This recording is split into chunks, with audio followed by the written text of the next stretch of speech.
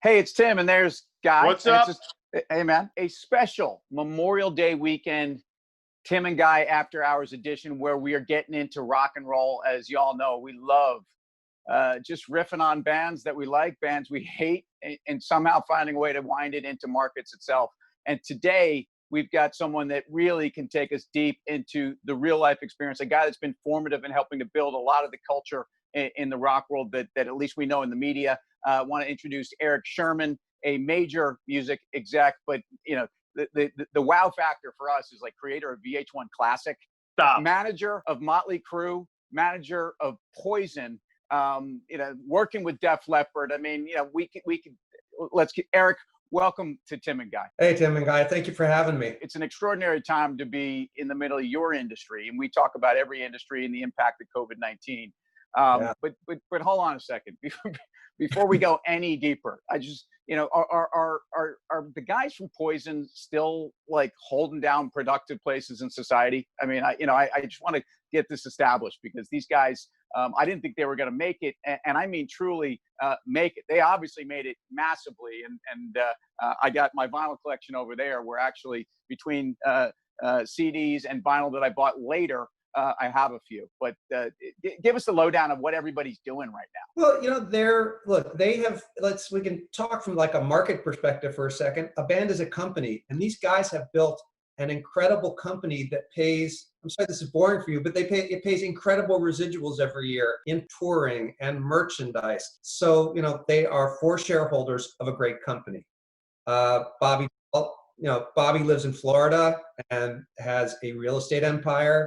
CC DeVille, who is really, one of the best musicians you'd ever want to hear, just lives with his family on the beach in California. Ricky Rocket has this great YouTube channel about legend tripping. He's a real entrepreneur. Brett, more than anyone I know, lives the rock and roll lifestyle. He tours as a solo band when he's not doing stuff with Poison. He's a banana on television on, what was that? The Masked Singer. Brett, the hardest working man in show business. I believe it. He will work every minute of the day. These guys crushed it. And the fact that they're still crushing it because, again, those are residuals that keep living on. And my understanding is what's going on in the music world is that musicians, because the business has changed the way it is, are able to monetize those streams of things that they did, not what they might do next year, but things that they did before in those residuals. And so, just to the extent that the sophistication that surrounded collateralizing and securing asset bases in every asset class in the world, this is happening in music right now too, right? Oh, absolutely. And you look at, companies that are getting into, whether I think Apollo or a lot of these private equity companies are getting into publishing, where you own the rights to the songs. Yeah, private equity loves this stuff, no doubt. Guy, jump in here. No, Eric, and thanks for being here. I appreciate it. So, it's interesting how our current situation, our current environment is lending itself to getting some of these bands back in the mainstream. For example, I was watching TV the other night, and one of these crazy Geico commercials, I see the members of Rat, and I'm saying to myself, that is absolutely brilliant. I don't need you to speak to Rat specifically, but is there a way they can lever that type of new platform? Guy, can you name one Rat song? No. You say that knowing that I wouldn't be able. I know. But I can. I mean, I could not just give you Round and Round. I could throw a Way Cool Jr. at you. I could throw a Lay It Down at you. But I wouldn't want to show you up in front of Eric. So Eric, sorry. Like you just did, in other words. He did take the tie off for this. So, you got to give him a little. For any band, a commercial is a great way to get out there. And for someone like Rat and Stephen Pearcy have had their kind of back and forth on who controls the name, who does what. This is amazing. And it's a nice payday. They had to license the song, pay for the sync and everything else. What it means for them long term, it's really hard to say. It depends on I forget whose commercial it was, but how long they're going to run that commercial. They've got the one that's clogging too, not just Rat. It's the Rat problem, the clogging problem with the, I don't know if it's going to mean as much for the Pennsylvania Dutch as it does for Rat, if you know what I mean. Yeah, well, Steve Pearcy, is Rat right now? Sorry to devolve into the Rat show, but is it Steve Piercy plus three guys named Joe, or is it actually the original guys that were that corporation that got along and actually carved this stuff out early, and it's truly lived on because of that, or is it really dominated by this one guy? I can't speak specifically to how their corporate structure is and whether, it's, who owns the trademarks and copyrights. But what do we got here? Sorry, I'm just showing off. I mean, we're talking about big musicians. This is me playing at BB King's. So, just I mean, right? apropos of nothing, you pull out a picture. Sorry, what were we talking about? What were we talking about? Anyway, I was just going to say, how much did you have to pay to play? Well, see, one of the great things about working in the hedge fund world and whatnot is that Wall Street guys who get involved in charitable causes can actually play at a venue like BB King's, even though they don't deserve to be there, to raise money for charity, so they can cover stuff like, lay it down. Or actually, we probably wouldn't play that, but so we could maybe cover some Motley Crue or some Stones or some Who, but whatever. That's, if you want to prove to me that you're a real drummer, can you do this? Are you twirling? Yeah, I'm doing the Tommy Lee thing, and this was Tommy. Dude, first of all, please don't wave a Tommy Lee autographed thumbstick in front of me without saying there's a shot I could maybe get something for my wall. I actually have a drumstick collection in the city. Who do I have? Zach Starkey, Butch Trucks. I've got John Bonham Jr., Jason Bonham, excuse me. I think that's cool that you've got a drumstick collection, and that I used to have a bass guitar collection of let's see, you name it. I had Brian Wilson, John Paul Jones. How about the Ox? A little John Entwistle. No, not only have an ox, I had an ox that he drew a spider on. Dude, that's so cool, man. Wow. Talk about hedge funders. You get a bunch of drunk, rich hedge funders at a charity event. Yeah. They would pay crazy money for this stuff. So I gave all my bass guitars to St. Jude's Children's Hospital, and I said, as long as we get them in a room full of really amazing people and give them away. So here's the thing. Here's a drumstick signed by Alex Van Halen. You can pick a charity. You take some of that hedge fund money and give it to charity, and we can add this to your collection. And I've got a couple Tommy Lee sticks. They're not signed though, but they're his sticks. You can do that too. Good. You're on, Eric. That is awesome. Well, exciting times. Guy fly. You were talking interesting about bands and the who owns what, and whether rap was the same five guys, or was it one guy. It's kind of like that iteration of Guns N' Roses where it was Axl Rose and like five other. Yep. I don't know the situation with Rat. The thing, the bands like Motley Crue, Def Leppard, and Poison. If we look at these three bands, all the living members of the bands are together. And Motley, it's the original four. Poison, it's the original four. It's all the living, original members of Def Leppard. So, the more you can keep that original core together, the more value your band has in the marketplace. I know Guy wants to talk. I just got to say, I saw Leopard last year. It was 2 years ago, as the feature band with Journey warming up. And with all due respect, Journey, in fact, is a cover band for Journey at this point. But Leopard, who I'd never seen in their heyday, and this was at the Garden, just absolutely commanded the stage. Like, these guys are rock stars. They still look like rock stars. They act like rock stars, and the music was unbelievable. So I don't want to get all nostalgic and frothy here, but that was incredible, man. Those guys are bringing it, and they truly, look, at age 17, they were crushing it in the early 80s, and they kind of were some of the first guys into that whole scene. So they deserve a ton of credit, and I'm a huge fan. Yeah, Eric, I'm not going to ask you to speak specifically about any tours or anything, but obviously, one of the things we talk about every night are companies and publicly traded companies, and Live Nation obviously is a company we talk about. And, you're on the inside in terms of, talking to these guys and gals. Best guess, when are we going to pack 18,000 people in Madison Square Garden again? Is it the end of 2021, or is that wishful thinking? Oh, I think, I think next year at some point. Look, there's so many variables.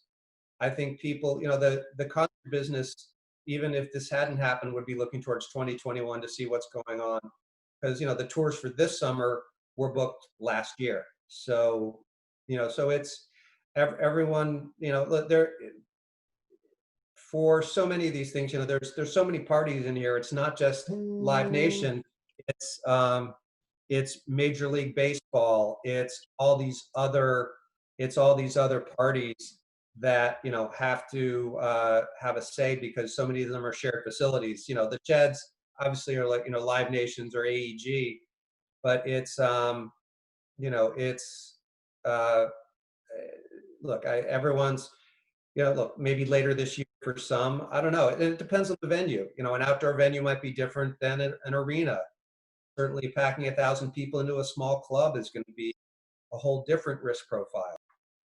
Yeah, it's interesting because as we were listening to MSG announced a couple of weeks ago, they basically said we're going to have zero revenues in the second quarter from not only our sports teams but from our concert. And what's interesting is that the market is not necessarily punishing these stocks in ways that would imply, in some cases, obviously it's going to be about what's the liquidity of the underlying entity, and to what extent is MSGS now is the ticker, something that really was over its skis going into this period.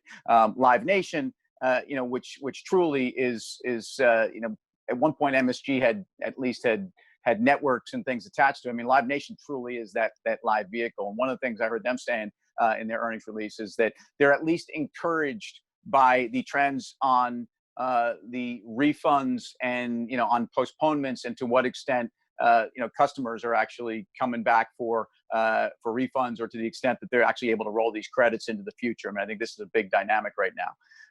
Yeah. But Did go ahead. Did MSG split sports and entertainment yet? I'm sorry? Did the split between Right. under the MSG stock, is there sports and entertainment separately? Yes, and ultimately MSGS trades as well. They've separated out the networks from the sports and the entertainment and from the teams themselves. So MSGS is actually the arenas and the entertainment, and that would also include the networks. The teams themselves were taken into a different structure, but it's incredible to think about where we have been with not only concert ticket prices and merchandise, but how they've been able to really improve efficiencies here. It's also absurd when I think about what I pay for a concert ticket these days. I mean, when I was growing up, I was paying $7.50, $8.50, and $9.50, kind of like at the old Garden. $7.50 obviously was up in the blues. I'm probably showing my age here, but if I was really splurging and I got myself in the reds and on the floor, it was a $9.50 ticket. The first concerts I remember where they really jacked you were those Stones concerts in kind of the mid to late 80s.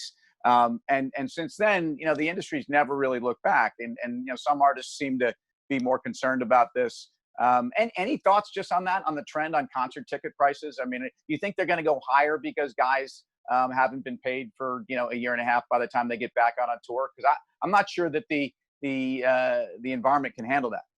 Yeah, no, just my opinion. I think it would be crazy if they tried to jack up the prices. I mean, the biggest issues from a perspective that people have been facing have been the secondary ticket market. The scalpers and the bots getting all the tickets. That's huge. Is there some kind of, I don't know what the correct term is, ticket in the way that airlines do?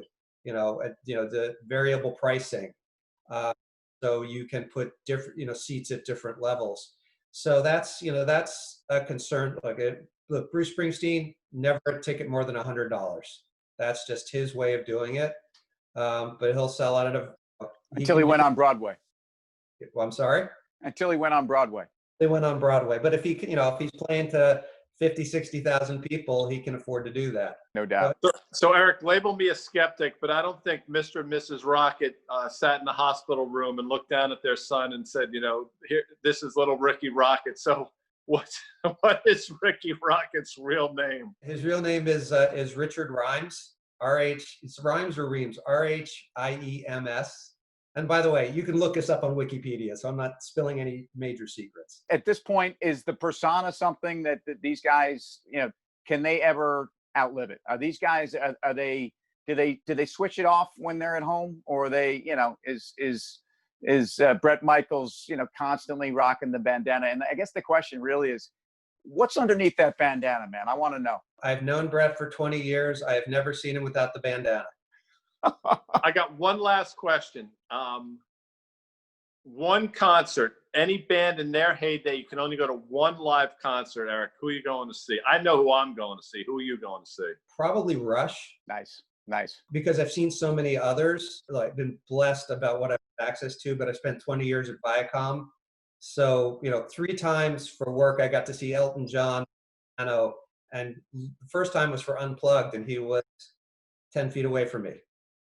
And then the biggest mistake I ever, maybe not Rush, maybe Nirvana. I had a ticket to Nirvana Unplugged, and I went to some fakakta cable industry event instead, because it's like, Nirvana will do this again. Boy, that really, think about what that ushered in for VH1 too, right? And for MTV, I should say. I mean, those Unplugged sessions became such a hot thing. Well, look at what people are doing now. Dave Matthews, I helped Dave Matthews get on Access TV, which is something he was doing just online, but it was him and a guitar, kind of free form, for 45 minutes. You bring up an interesting point, what the rock and roll world is doing during COVID-19 to perform. How are they monetizing this? Some people are getting paid to do these performances. Some of them are just doing it to, as a matter of a gesture of goodwill. It really depends. If it's Verizon and their pay it forward concert series, I believe that artists are getting paid. If artists and there's promotion and there's sponsorship dollars behind it, the artist is getting a fee. An artist is sitting at home, and he wants to turn on his iPad, which can really create some sound. They just do it because they want to do it for their fans at a very difficult time. Last question from me, I promise. Is there a Damn Yankees reunion tour coming up? You know who you need to have on this show now? If you're a Damn Yankees fan, I will give you Jack Blade's phone number. Oh yeah, sweet. You can talk to Jack about Night Ranger, Damn Yankees. His dad designed golf courses in Arizona. Guy, how many times have I brought up Jack Blades' name on set on Fast Money? At least 50. It comes Seriously, up often. No joke. We talk about this stuff on the commercial break, so we'd love to have Jack on.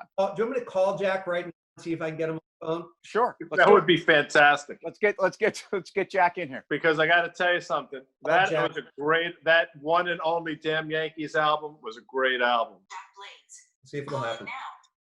Well, let's line up a phone call with Jack, or a video for that matter. I went to his voicemail. We'll get Ted Nugent and that'd be fantastic. Yeah, anyway. I mean, in fact, ideally, we'll get Shaw, Nugent, and Blades, and I'll play drums, Absolutely. right? Because that's.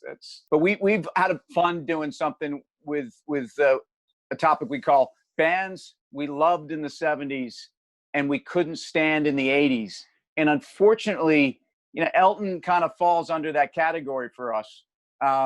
And along with Billy Joel, along with Chicago, along with Hall & Oates. I mean, we could go on and on. Do you think it was the decade, or do you think actually, in the case of Chicago, obviously we kind of know that sad story, and Peter Cetera stepped forward, and like the Doobie Brothers, Michael McDonald kind of totally changed the vibe of that band. Like what happened there? I think they were MTV in the '80s. You had MTV. Everyone was trying to adapt to a new audience. They tried to change their style a little bit, maybe, obviously the videos. But I think they all came back around to what got them there. I mean, I think Elton John, and look, I look at maybe Aerosmith, and some people are like, look, the '70s Aerosmith was the best. And when they started doing stuff after, Walk This Way, Run DMC kind of catapulted them, and they signed with Geffen. And there are a lot of people who say that's not really Aerosmith. Really, Aerosmith is Honkin' with Bobo. Toys in the Attic, big 10-inch record. I mean, I can go on and on. Yeah. But people always have it was interesting. I was at a Hall & Oates concert at Madison Square Garden right before all this came down. And the 70s stuff that they played sounded Sarah great. Smile, Rich Girl, all this stuff. Audience was sitting down. They started playing the 80s stuff at the end. The audience got dancing. So, you know, it's you never know. Who's your guilty pleasure band? Like you've been around some rockin' bands, and you know, you've been in the industry forever. Who's the band that you're most embarrassed to admit that you love, and that you kind of close the door and you don't let anybody know, but for whatever reasons they do it for you, but it's not really what people know? Come on. Air Supply. No, Okay. stop. All right. Okay, Eric. All right. Saw Talk them to us. perform in St. Lucia at the St. Lucia Jazz Festival. You know, whenever, I don't care who you are, if you can get a big crowd of people, they know every lyric to every song, they're singing along with you. They put on a great show, and I was a convert after that. A lot of, maybe it's not just them. I like the whole yacht rock thing. I love the yacht rock thing. Chris 100%. Cross, sure. It's gotten huge. Yeah, I love yacht rock. Eric, this has been, there's not enough time in the day to go through all this and you know, your insights into the industry, but the business of music, being around, you know, essentially the entities that have helped really get these artists paid and be in the front line of the economics of the industry. It's fascinating to hear your stories. Can we do this again? And can we work on how we get that drumstick and that charity thing going, where we all kind of figure out a way to get me Tommy Lee's drumsticks? We'll absolutely do that. And, you know, maybe next time I'll bring back blades along. I think what Tim is saying is we could go on and on with this with respect to Stephen Bishop, but we got to call it a night. Thanks for hanging out with us. This was a lot of fun. All right, you guys have a great weekend.